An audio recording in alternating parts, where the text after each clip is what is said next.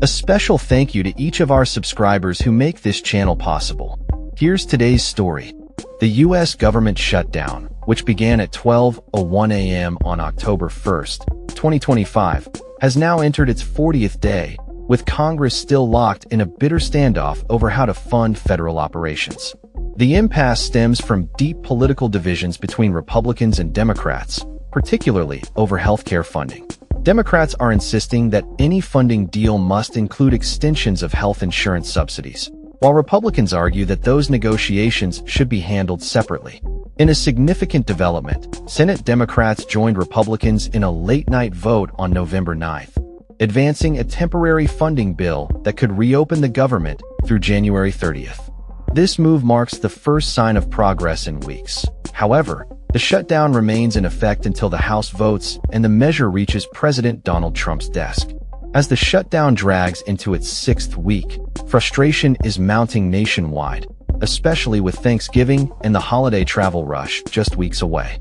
The disruption is beginning to hit travelers hard, as more than 670,000 federal employees have been furloughed and roughly 730,000 continue working without pay.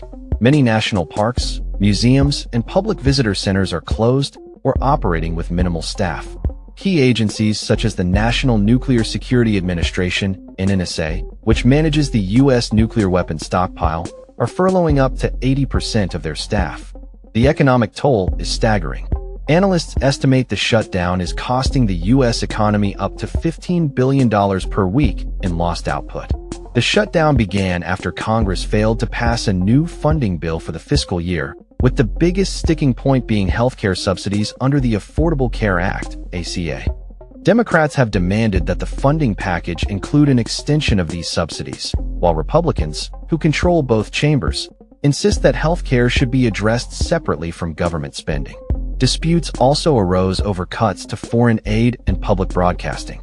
With neither side willing to compromise, the deadline passed, forcing the government into a shutdown.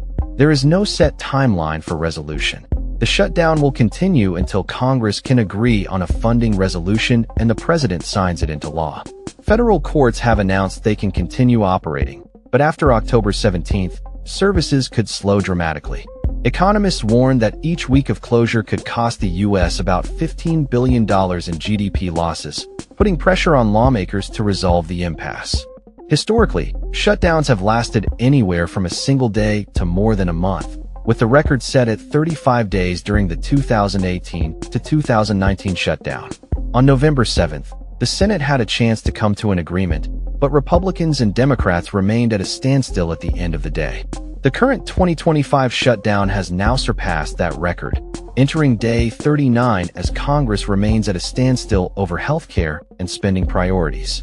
The longest government shutdown in American history lasted 35 days from December 22, 2018 to January 25, 2019, during President Donald Trump's administration, centering on border wall funding, furloughing about 800,000 federal workers, and disrupting critical government operations across the country.